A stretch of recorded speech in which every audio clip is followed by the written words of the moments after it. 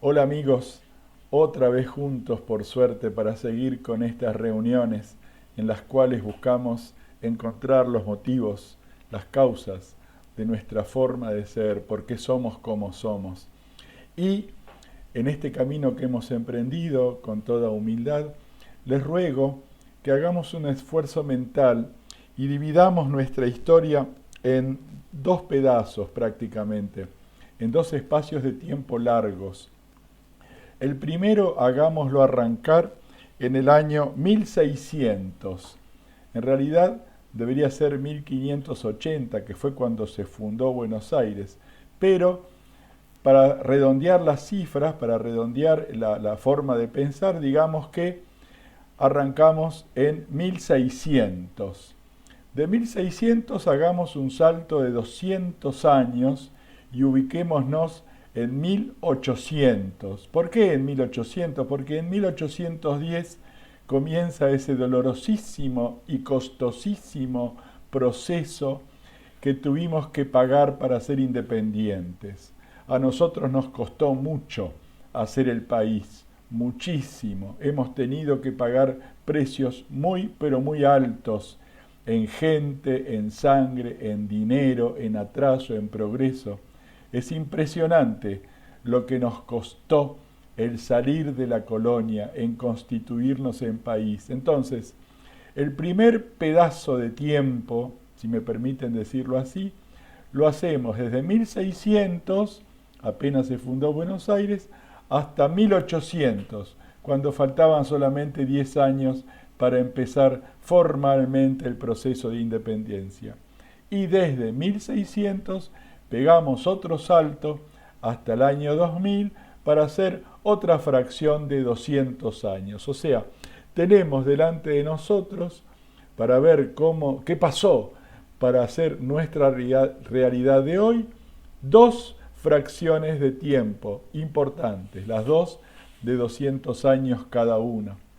En la primera fracción, de 1600 a 1800, lo que ocurrió fue, en principio, y lo más importante, pese a que es un periodo largo, fue la integración física del Río de la Plata. Cuando hablo del Río de la Plata estoy hablando de esa superficie que hoy constituye prácticamente la totalidad de la Argentina.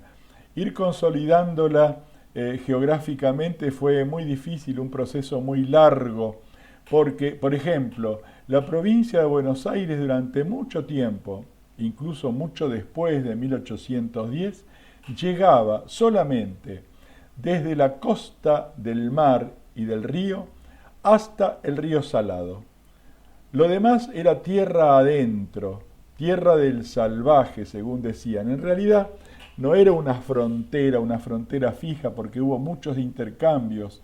Los indios ni eran tan salvajes ni eran tan malos. Hubo muchísima penetración de un lado y del otro. Pero hasta el río Salado, o sea, cualquiera que venga a Villa Gesell sabe que el río Salado está ahí nomás al salir de Buenos Aires. Entonces, la provincia de Buenos Aires, este enorme emporio de pampa húmeda, era chiquito, desde la costa del mar hasta el río Salado. Hacia el norte, todo lo que hoy es el Chaco, parte de la provincia de Corrientes, toda Formosa, eso era el Chaco. Y en el Chaco no se entraba, porque aparte de su geografía con su monte, Chaco quiere decir monte, con sus bosques, había indiadas bravas, lo que hacía que para llegar al norte, para llegar a donde estaban las riquezas mineras, o sea, para llegar a Potosí, había que seguir por una especie de callejón que arrancaba en Buenos Aires y pasaba básicamente por Santa Fe, Córdoba, lo que hoy es la Ruta 9, digamos. Hacia la derecha prácticamente no se podía pasar.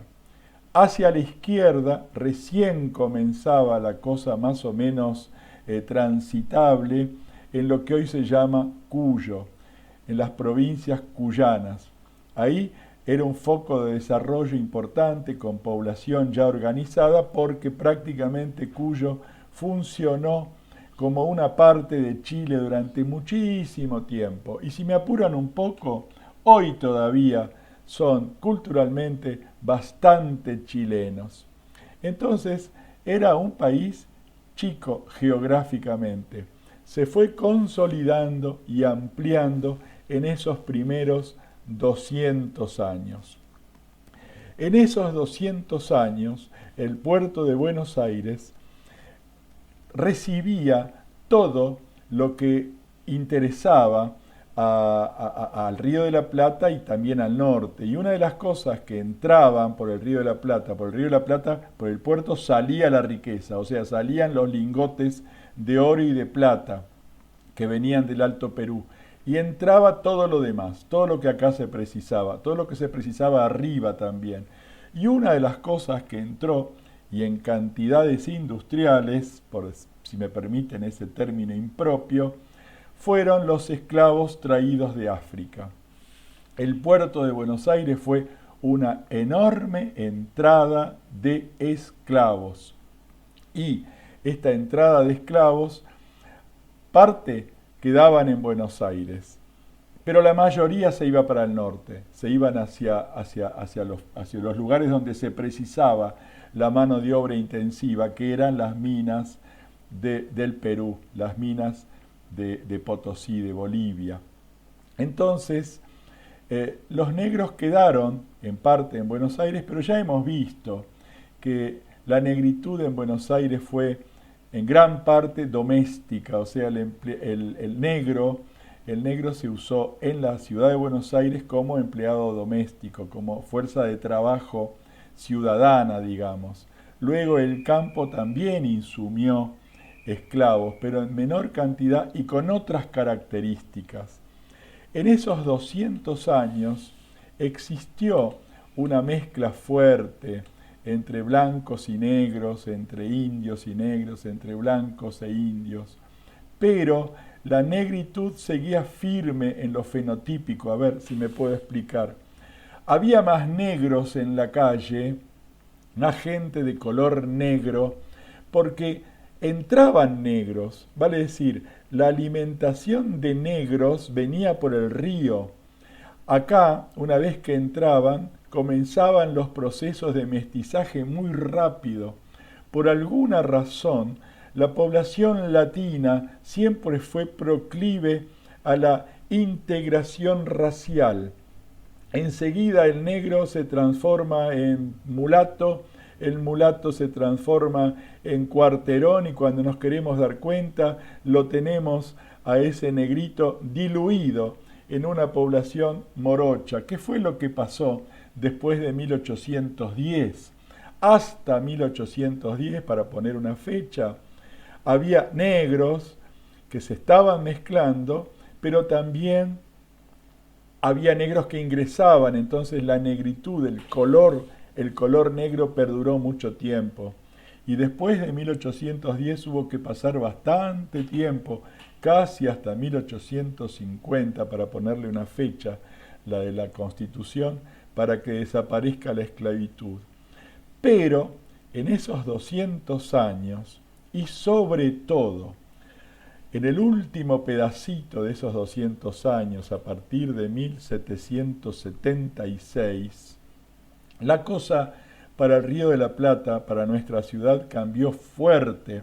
¿Por qué cambió fuerte y drásticamente? Porque creció tanto Buenos Aires y habían empujado tanto los brasileños, los portugueses, para ocupar tierras, que España, la corona, se dio cuenta de que si no hacía algo importante a partir del puerto de Buenos Aires, corría peligro de perder lo que había ganado. Y ya dijimos que lo que había ganado territorialmente estaba bastante acotado. No hablemos del sur, no hablemos de lo que sucedió a partir de Bahía Blanca para abajo, porque eso no existía directamente, eso era tierra de nadie.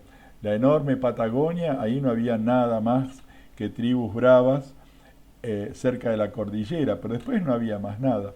Entonces la corona se dio cuenta de que peligraba territorialmente incluso lo que había conquistado en el Río de la Plata y funda o establece el virreinato del Río de la Plata. Y ahí la cosa ya se puso bien complicadita en la parte administrativa. Fue un golpe de progreso importante porque al tener el virreinato acá en casa, teníamos justicia, teníamos tribunales, teníamos una dependencia directa de España, cosa que no existía antes, había que pasar antes por el Perú. Durante más de 200 años pertenecimos al virreinato del Perú. Entonces, a partir de ahí, la cosa ya se puso más fácil en lo administrativo. Pero nuestros negritos, los negros, ya habían empezado un proceso de adaptación y de integración muy interesante. Se profundiza con el virreinato. ¿Saben por qué? Porque en el virreinato tuvimos justicia, tuvimos las audiencias, la Real Audiencia, que era un gran tribunal, un tribunal de alzada, un tribunal donde se podía concurrir en busca de justicia. Lo teníamos en casa, lo teníamos acá en la ciudad de Buenos Aires. Y los negros, aunque cueste creerlo, digamos así, tenían mucha habilidad, no solo para integrarse, sino para hacer defender sus derechos.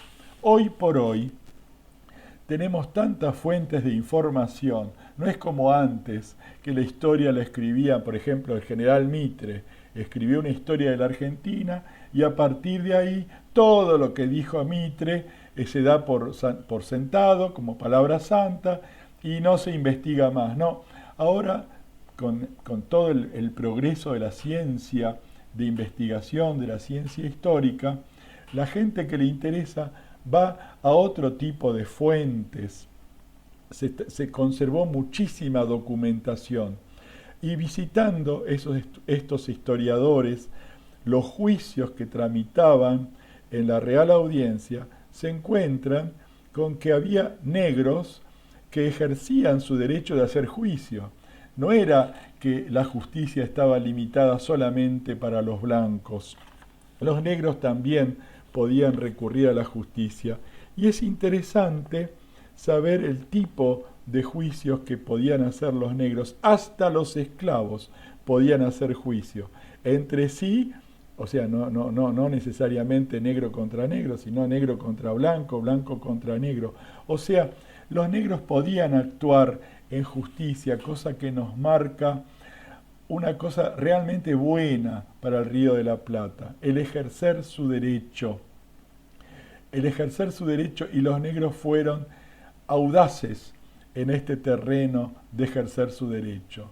Analizando los pleitos que se tramitaron en la Real Audiencia a partir de la fecha del virreinato, o sea, a partir de 1776, encontraron estos historiadores gran cantidad de juicios iniciados por negros, que versaban sobre divorcios, sobre obtención de la libertad, sobre préstamos en dinero, sobre tenencia de terrenos, porque esa era otra de las cosas interesantes. Aún los esclavos podían tener patrimonio. Se dio el caso de esclavos que con su trabajo compraron un terreno, por ejemplo, y tenían fuerza para defender ese tipo de derechos. Los muchachos de color, nuestros hermanos negros.